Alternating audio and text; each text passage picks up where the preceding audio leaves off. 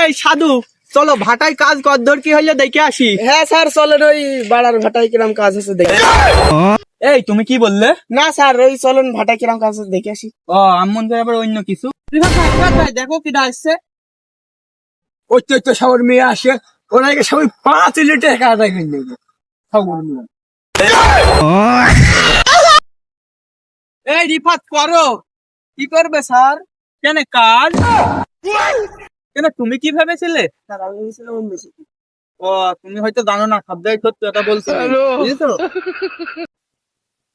রিফাত এই কাজগুলা শেষ হলে ওই আদলা গাদাগুলা ফেলে দিও, অন্য জায়গায় দিও, দিয়ে আদলার গাদাটা পরিষ্কার করে দিও। আপনি বললে স্যার আপনার বালটাও ছিঁড়ে পরিষ্কার করে দেবো। এই এই এই তুমি তুমি কি বললে? কিছু না স্যার, ওই জায়গাটা পরিষ্কার করে দেবেন। এই সাধু, জি স্যার। আমি একটা ভাটার মিয়া, আমাকে তোমরা রেসপেক্ট করো না কেন? আমি যে একটা ভাটার মিয়া, আমার জন্য যে একটা চেয়ার নিয়ে আনবা, সে ব্যবস্থাটাও কি তোমাদেরকে বলে দিতে হবে নাকি? আমি বুঝলাম না। কিছুটা মেয়ে আবার সিয়ার সুধার বাড়ার সামনে। স্যার আপনার চেয়ারে বসেন, আপনার ইটে চেয়ারে বসেন, শান্তি বসেন।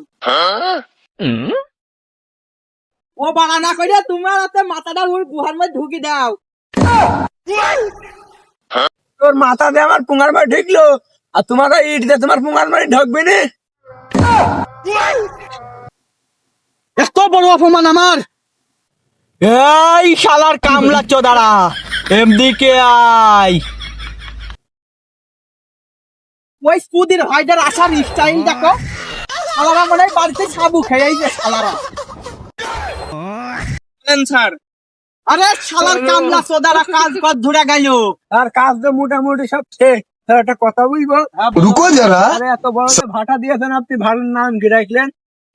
ও ভাটার নাম হচ্ছে চুদলিং পং বিক্স। আমার এই ভাটার নামটা কেমন হয়েছে তাহলে তোমরা বলো। তাই নাকি স্যার? ভাটার নামটা তো ভাটা হয়েছে। হ্যাঁ।